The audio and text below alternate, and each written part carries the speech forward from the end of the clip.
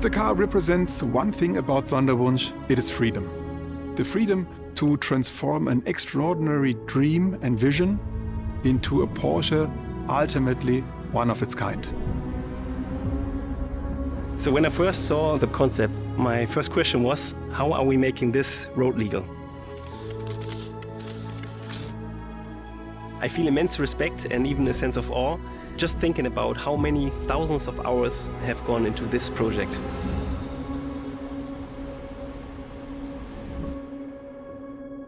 To understand the car, you first have to understand where it comes from.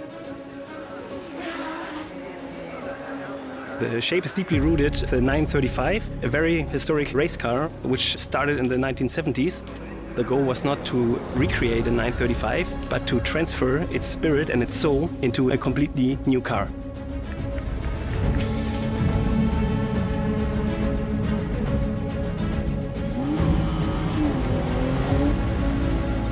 One of the key aspects of increasing the performance was losing weight. We really looked at every single gram. This car was not configured, it was created.